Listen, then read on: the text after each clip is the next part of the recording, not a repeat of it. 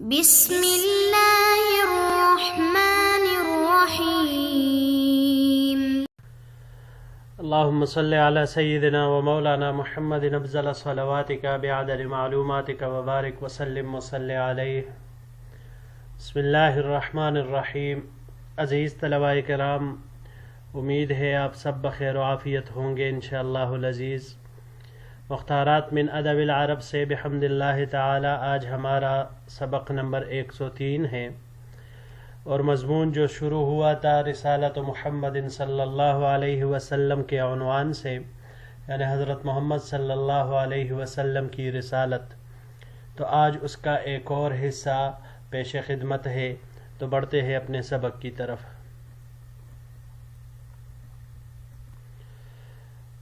پچھلے سبق میں ہم نے پڑھا تھا کہ حضور صلی اللہ علیہ وسلم نے حضرت خدیجۃ الکبریٰ رضی اللہ تعالی عنہا کے لیے جو تجارتی سامان میں منافع کمایا، اگر آپ صلی اللہ علیہ وسلم کو دنیا کی طلب ہوتی تو اس میں سے زیادہ حصہ طلب کرتے، حالانکہ اسی سفر کی وجہ سے، آپ صلی اللہ علیہ وسلم کی امانت داری کی وجہ سے اور صداقت کی وجہ سے حضرت خدیجۃ الکبریٰ رضی اللہ تعالی عنہا نے آپ صلی اللہ علیہ وسلم کا انتخاب اپنے زوجیت کے لیے کیا۔ تو آپ صلی اللہ علیہ وسلم کے سامنے یہ چیزیں مال اور دولت دنیا نہیں تھی، بلکہ آپ صلی اللہ علیہ وسلم کی نگاہیں کچھ اور ہی ڈھونڈ رہی تھی۔ تو بالآخر اللہ جل شانہ کی طرف سے وہ نور الہی عطا ہوا، وہی الہی آسمانوں سے حضور صلی اللہ علیہ وسلم پر نازل ہوئی۔ اب آگے اپنے بات کو جاری رکھتے ہوئے فرماتے ہیں، وَلَمْ يَكُمْ مِنْ آبَائِهِ مَلِكٌ فَيُطَالِبُ بِمَا سُلِبَ مِنْ مُلْكِهِ، کہ آپ صلی اللہ علیہ وسلم کے آباء و اجداد میں سے کوئی بادشاہ اور سلطان بھی نہیں گزرا تھا کہ آپ صلی اللہ علیہ وسلم گویا اپنی بادشاہت طلب کر رہے تھے پھر سے۔ وَكَانَتْ نُفُوسُ قَوْمِهِ فِي انصراف تام عن طلب مناصب السلطان، اور آپ صلی اللہ علیہ وسلم کے قوم کے نفوس بادشاہی کے مناصب کی طلب سے مکمل طور پر دستبردار تھے۔ وفی قناعت بما وجدوہ من شرف النسبت الی المکان، بیت اللہ کی طرف نسبت کے شرف کی وجہ سے جو کچھ انہوں نے پایا وہ اس پر قناعت پسند تھے۔ دل علیہما ما فعلہ جدہ عبد المطلب عند زحف ابرہۃ الحبشی علی دیارہم، اور اس پر وہ کلام دلالت کرتا ہے جو آپ کے جد امجد یعنی دادا حضرت عبد المطلب نے اس وقت ارشاد فرمایا تھا جب ابرہ حبشی ان کے علاقے پر حملہ آور ہونے آیا۔ جاء الحبشی لینتقم من العرب بہدم معبدہم العام وبیتہم الحرام ومنتجع حجیجہم ومستوى العلیۃ من آلہتہم ومنتہى حجۃ القرشیین فی مفاخرتہم لبنی قومہم۔ ابرہہ اس لیے آیا تھا، یہ حبشی ابرہہ اس لیے آیا تھا کہ عرب کے معبد خانے بیت الحرام اور ان کے حاجیوں کی چراگاہ کو ڈا کر ان کے الہوں کے چبوترے کو برابر کرے، اور قریش کے اپنے قوم کے لیے فخر کی حجت کو منتہا تک پہنچا کر ان سے انتقام لے، کیونکہ اس کے معبد کو کسی نے خراب کر دیا تھا، جلا دیا تھا، جس کی وجہ سے وہ ان عرب پر غصہ تھے۔ وتقدم بعض جندہ فاستاق عددا من الابل فیہا لعبد المطلب 100 بعیر، ابرہہ کے کچھ سپاہی آئے اور بہت سارے اونٹ ہانک کر لے گئے، جس میں عبد المطلب کے بھی 200 اونٹ تھے۔ وخرج عبد المطلب فی بعض قریش لمقابلۃ الملک فاستدناہ وسألہ حاجتہ، عبد المطلب بادشاہ کے پاس جانے کے لیے بعض قریشی لوگوں کے ساتھ نکلے، اس کے قریب ہوئے اور اس سے اپنے حاجت کے بارے میں سوال کیا۔ فقال ہی ان ترد الی 100 بعیر اصبتها لی، اور ابرہہ کو کہا کہ آپ کے فوجیوں نے یا آپ نے جو میرے 200 اونٹ لیے ہیں وہ مجھے واپس کر دو، مجھے لوٹا دو. فلامہ الملک علی المطلب الحقیر وقت الخطب الخطیر. تو ابرہہ نے بڑے خطرے کے وقت اس حقیر مطلب پر ان کو ملامت کیا. فاجابہ، تو عبد المطلب نے جواب دیا، انا رب الابل واما البیت فلہ رب یحمیہ، کہ میں تو اونٹوں کا مالک ہوں، اسی لیے میں ان کا مطالبہ کر رہا ہوں. ہرچہ بیت اللہ شریف ہے تو اس کا اپنا رب ہے، وہی اس کی حفاظت کرے گا. جی یہاں پر یہ 2 لفظ ہے منتجع، نجع سے ہے. یہاں پر یہ باب افتعال سے استعمال ہوا ہے. انتجاعاً مصدر اس کا آتا ہے. انتجاع چراگاہ کی تلاش کرنا. اس کو اگر ہم باب فتح سے لے لے تو باب فتح سے اس کا معنی مصدر اس کا نجوعاً آئے گا، یہ بھی چراگاہ کی تلاش کرنے کے معنی میں آتا ہے. اور انجع ینجع انجاعاً باب افعال سے کامیاب ہونے کے معنی میں آتا ہے. باب تفاعل سے اگر لے لے تنجعاً تو یہ بھی چراگاہ کی تلاش کرنے کے معنی میں آتا ہے. باب استفعال سے استنجاعاً، استنجاعاً یہ بخشش مانگنے کے لیے کسی کے پاس آنا اس معنی میں آتا ہے.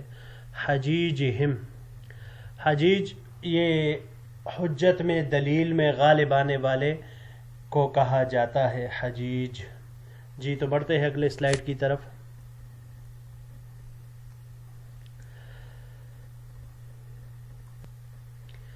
ھذا غایت ما ینتہی الیہ الاستسلام، یہ تو وہ غایت ہے جہاں تک فرمان برداری اور تابعداری کی انتہا ہوئی. وعبد المطلب فی مکانتہ من الرئاسۃ علی قریش، فأین من تلک المکانۃ محمد صلی اللہ علیہ وسلم فی حالہ من الفقر ومقامہ فی الوسط من طبقات اہلہ حتی ینتجع ملکا او یطلب سلطانا. حالانکہ عبد المطلب اپنی جگہ پر قریش کے بڑے رئیسوں میں سے تھے، تو حضرت محمد صلی اللہ علیہ وسلم اپنی فقر کی حالت میں اور اپنے لوگوں کے طبقوں میں سے متوسط مقام پر ہونے کی وجہ سے ان درجوں میں سے کس درجے پر تھے کہ کسی بادشاہ یا سلطنت کی تلاش میں نکلتے. لا مال لا جاہ لا جند لا اعوان لا سلیقۃ فی الشعر لا براعۃ فی الکتاب لا شہرۃ فی الخطاب لا شیء کان عنده مما یکسب المکان فی نفوس العامۃ او یرقى به الى مقام ما بین الخاصۃ. آپ صلی اللہ علیہ وسلم کے پاس نہ مال تھا اور نہ مرتبہ، نہ کوئی فوج تھی اور نہ کوئی مددگار، نہ شعر گوئی کا کوئی سلیقہ تھا اور نہ ہی لکھنے میں کوئی آپ صلی اللہ علیہ وسلم کو کمال تھا، اور نہ ہی خطابت میں آپ صلی اللہ علیہ وسلم کی شہرت تھی. آپ صلی اللہ علیہ وسلم کے پاس ایسی کوئی بھی چیز نہیں تھی جس کے ذریعے سے عامت الناس کے دلوں میں مرتبہ حاصل کر سکتے یا اس کے ذریعے سے خاص لوگوں کے درمیان ترقی یا کوئی مقام اور مرتبہ حاصل کر سکتے یا اس کو پہنچ سکتے. یہاں پر ایک لفظ ہے جی سلیقہ.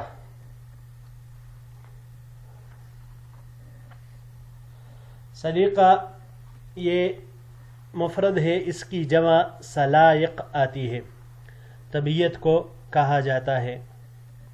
باب نصر سے یہاں پر یہ استعمال ہوا ہے سلقن، مصدر اس کا آتا ہے ابالنے کے معنی میں.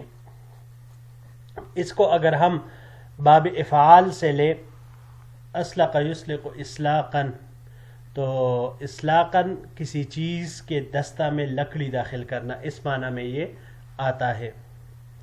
اور اگر باب تفاعل سے لیا جائے تسلقاً تو تسلقاً دیوار پر چڑھنے کے معنی میں یہ آتا ہے، اور باب انفعال سے لیا جائے انسلاقاً تو چل جانے کے معنی میں پھر یہ آئے گا، اور باب استفعال سے لیا جائے تو مصدر اس کا استلقاءً آئے گا، چھت لیٹنا، اس معنی میں پھر یہ استعمال ہوگا۔ جی بڑھتے ہیں اپنے اگلے سلائیڈ کی طرف۔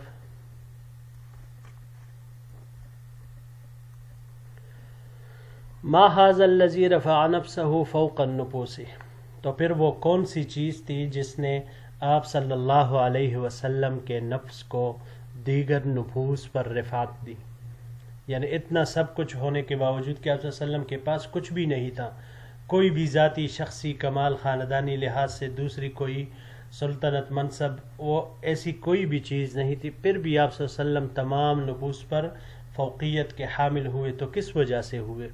ما الذی اعلی رأسہ علی الرؤوس، وہ کون سی چیز تھی جس نے آپ صلی اللہ علیہ وسلم کے سر مبارک کو دیگر سروں پر بلند کیا؟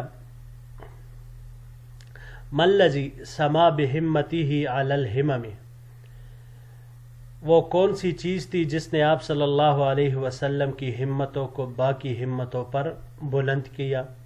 حتی انتدب لارشاد الامم وکفالتہ لہم کشف الغمم بل واحیاء الرمم، حتیٰ کہ آپ صلی اللہ علیہ وسلم امت کی ہدایت اور غموں کو کھولنے میں، اس کی کفالت کے لیے، بلکہ مردہ ہڈیوں کے زندہ کرنے کے لیے کھڑے ہو گئے۔ احیاء اور رمم، مردہ ہڈیوں کو زندہ کرنے کے لیے کھڑے ہو گئے۔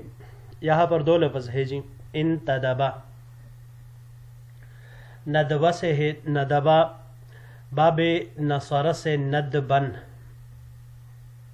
برانگیختہ کرنے کے معنی میں آتا ہے، میت کی طرف نسبت ہو تو پھر میت پر رونے کو کہا جاتا ہے، اور باب سمعہ سے اگر اس کو لیا جائے تو باب سمعہ سے لینے کی صورت میں ندبن آئے گا یا ندوبن، دونوں طرح کے مصدر ندبن ڈال کے حرکت کے ساتھ ندوبن، یہ زخم کا نشان ہونا، اس معنی میں یہ آئے گا، اور باب کرمہ سے لینے کی صورت میں ندابتن، زیرک ہونے کے معنی میں یہ آئے گا۔ یہاں پر یہ استعمال ہوا ہے باب افتعال سے انتدابن، انتدابن یہ تردید کرنے کے معنی میں آتا ہے۔ الرمم مفرد اس کا رم آتا ہے، الرمہ بوسیدہ ہڈی کو کہا جاتا ہے یا پرانی رسی کے ٹکڑے کو بھی کہا جاتا ہے۔ باب ضربہ سے اس کے مختلف مصادر آ سکتے ہیں، رمن مرمتن، نصر سے بھی درست کرنے کے معنی میں، اگر باب ضربہ سے رمیمن یا رمتن آ جائے تو پھر ہڈی کا بوسیدہ ہونا اس معنی میں آئے گا، اور باب افعال سے ارمامن بوسیدہ ہونا اس معنی میں آئے گا۔ پھر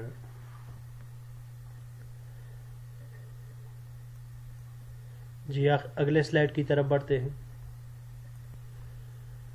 ما كان ذلك الا ما القى الله في روعه من حاجة العالم الى مقوم لما زاغ عن عقائدهم، یہ محض اللہ تعالی کے اس القاء کی وجہ سے تھا جو اللہ تعالی نے اس وقت جب کہ عالم اپنے عقائد سے ہٹ گیا تھا، وَمُصْلِحٍ لِمَا فَسَدَ مِنْ أَخْلَاقِهِمْ وَعَوَائِدِهِمْ، تو ان کو ایک مقوم اور اخلاق اور ہمدردیوں کی میں فساد کی وجہ سے ایک مصلح کی ضرورت تھی۔ ما كان ذلك الا وجدانه ريح العنایة الالہیة تنصره في عمله، آپ صلی اللہ علیہ وسلم کے ذہن و عقل میں اس کو ڈالا، اور یہ محض اس عنایت الہی کے خوشبو پانے کی بنا پر تھا جو کہ آپ صلی اللہ علیہ وسلم کے عمل میں آپ صلی اللہ علیہ وسلم کی مدد کرتی وتمدہ بالانتہاء الی عملہ قبل بلوغ اجلہ، اور مدت کے پہنچنے سے قبل آپ صلی اللہ علیہ وسلم کو امید کے حد درجہ تک لے جاتی۔ ما هو الا الوحی الالہی یسعى نورہ بین یدیہ یضیء لہ السبیل ویکفیہ مؤونۃ الدلیل۔ یہ محض وحی الہی تھا کہ وحی الہی تھی جس کا نور آپ صلی اللہ علیہ وسلم کے سامنے سعی کرتا اور آپ صلی اللہ علیہ وسلم کے لیے راستہ روشن کرتا، اور آپ صلی اللہ علیہ وسلم کو دلیل کی ذمہ داری سے کافی ہوتا۔ ما ہوا الا الوحی السماوی قام لدیہ مقام القائد والجندی۔ یہ محض آسمانی وحی تھی کہ آپ صلی اللہ علیہ وسلم اس پر قائد اور سپاہی کے کڑے ہونے کی طرح کڑے ہوئے، یعنی بیک وقت آپ قائد کی طرح بھی کر رہے تھے اور ایک سپاہی کی طرح بھی۔ ارأیت کیف نہض وحیدا فریدا یدعو الناس کافۃ الی التوحید والاعتقاد بالعلی المجید۔ کیا آپ نے دیکھا نہیں کہ کس طرح آپ صلی اللہ علیہ وسلم نے اکیلے تنہا لوگوں کو توحید کی طرف اور بزرگ و برتر پر ایمان لاوت لانے کے لیے والکل ما بین وثنیت مفرقت و دہریت و زندقت، یعنی لوگوں کو دعوت دینے کے لیے آپ صلی اللہ علیہ وسلم تنہا ان کے سامنے جا کھڑے ہوئے، اس حال میں کہ تمام لوگ مختلف قسم کے بتوں کی عبادت، دہریہ اور زندقہ کے درمیان کھڑے تھے۔ آپ صلی اللہ علیہ وسلم نے ان حالات میں بھی ان لوگوں کو ایک اللہ بزرگ و برتر کی طرف بلایا۔ جی یہاں پر دو لفظ ہے، پہلا روعہ، یہ باب روح اصل میں عقل ذہن اس کو کہا جاتا ہے، یہاں پر یہ باب نصارہ سے استعمال ہوا ہے۔ نصارہ سے مختلف مصدر اس کے آتے ہیں، روعن اگر لے ہم تو روعن گھبرانے کے معنی میں آتا ہے، ورنہ اگر باب ضربہ سے رواعن لیا جائے تو یہی مصدر باب نصارہ سے بھی آتا ہے، لوٹنے کے معنی میں۔ یہ اس کے علاوہ باب افعال سے اور تفعیل سے اراعتن اور ترویعن، یہ گھبرا دینے کے معنی میں آئے گا۔ زاغا، باب نصارہ سے زوغن اور زوغانن مصدر اس کا آتا ہے اعتدال سے ہٹنے کے معنی میں، ٹیڑھا ہونے کے معنی میں، اعتدال سے ہٹنے کے معنی میں یہ آتا ہے۔ جی عزیز طلباء کرام، امید ہے آپ کو یہ سب انشاءاللہ العزیز سمجھ میں آ چکی ہوگی، تو یہی پر آج کے سبق کا اختتام کرتے ہیں، اور انشاءاللہ العزیز زندگی رہی تو اگلے درس کے ساتھ پھر آپ کی خدمت میں حاضر ہوں گے۔ السلام علیکم ورحمۃ اللہ وبرکاتہ۔